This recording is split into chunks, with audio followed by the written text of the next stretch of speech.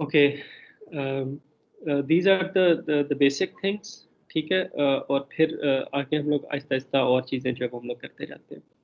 जब हम लोग फाइल को ओपन करते हैं तो उसके अंदर एक जो चीज़ हमें लाजमन देनी पड़ती है वो हमारे पास फाइल नेम होता है। जिस तरह अभी जो हम लोगों ने प्रोग्राम लिखा था उसके अंदर हम लोगों ने फाइल नेम लिखा था data dot T x T. तो वो हमारे पास फाइल नेम था, उस नाम की एक फाइल क्रिएट हुई और फिर हमारे पास अ, उसके अंदर हम लोगों ने जो है वो कुछ राइट कर दिया।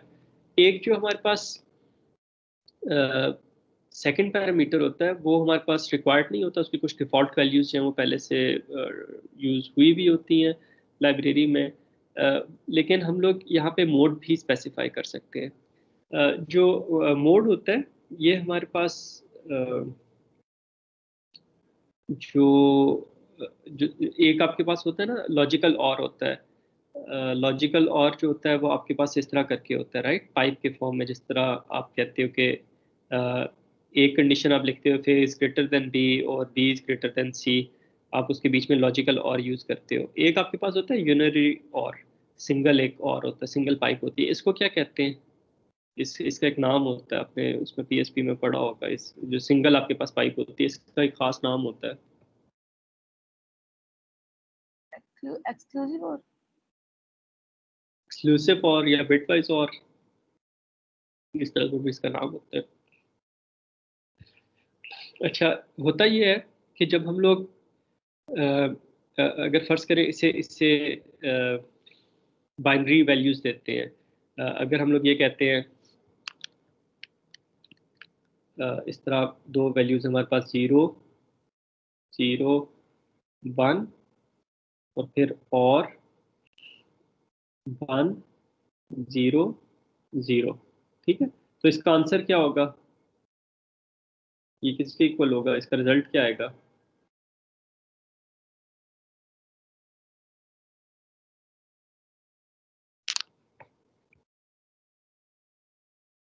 जो सिंपल आपके पास और ऑपरेटर होता है, जो आपने उसमें बेसिक जो लॉजिक है उसके अंदर आपने पढ़ा होगा ना, एम्परसेंड आप करते हैं और करते हैं। एम्परसेंड से ये होता है कि बिट बिट वाइज आप इसे जो है वो कंपेयर करते हैं।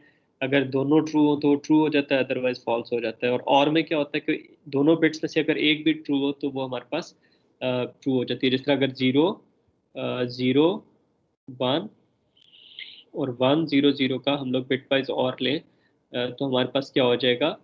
वन जीरो वन हो जाएगा, जीरो जीरो जीरो हो जाएगा और फिर जीरो वन हमारे पास वन हो जाएगा।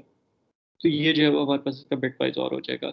तो जो आप ये सारा बताने का मकसद ये था कि ये जो हमारे पास मोड होता है, ये हमारे पास इसके अंदर मल्टीपल वैल्यूज हम लोग पास कर सकते हैं। और वो जो मल्टीपल वैल्यूज होती हैं वो हमारे पास बिट वाइज और से जो है वो सेपरेटेड होती है।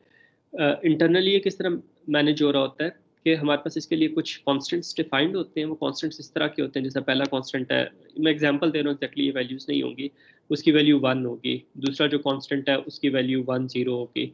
तीसरा जो कॉन्स्टेंट है उसकी वैल्यू वन जीरो जीरो हो जाएगी, राइट।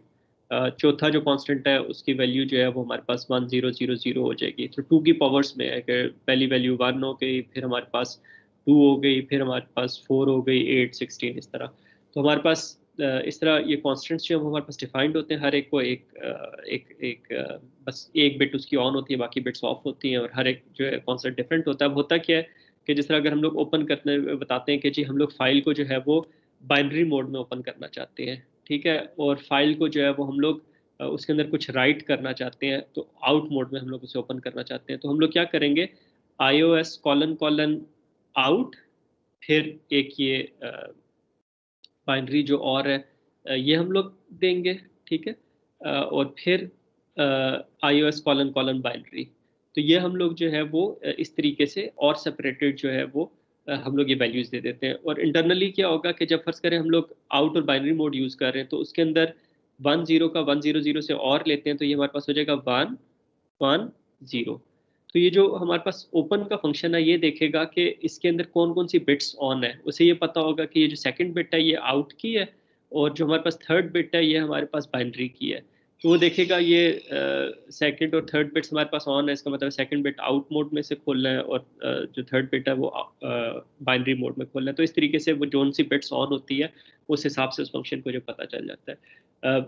ये हमारे पास सी प्लस प्लस के अंदर हमें इसलिए इस तरह करना पड़ता है कि अगर हम लोग ये ना करें तो हमें ये सारे के सारे पैरामीटर्स जो है वो हमें इस फंक्शन के अंदर देना पड़े। मतलब यहाँ पे हमें लिखना पड़े फर्स्ट जो पैरामीटर है वो हमारे पास लेट्स से मोड के लिए होगा कि इनपुट मोड में खोल रहे हैं या आउटपुट मोड में खोल रहे हैं या इनपुट आउटपुट दोनों के लिए खोल रहे हैं। फिर अगला जो है वो हमारे पास होगा कोई और हो सकता है कि आप इसे एट द एंड मोड में खोल रहे हैं या अपेंड मोड में खोल रहे हैं, ट्रंकेट मोड में खोल रहे हैं, हर एक के लिए हमारे पास जो है वो एक एक वेरिएबल डिफाइन करना पड़ेगा, एक पैरामीटर डिफाइन करना पड़ेगा और फिर उसका सीक्वेंस वही होना चाहिए जो एक फंक्शन के अंदर डिफाइंड होगा, उसका सीक्वेंस चेंज नहीं हो सकता।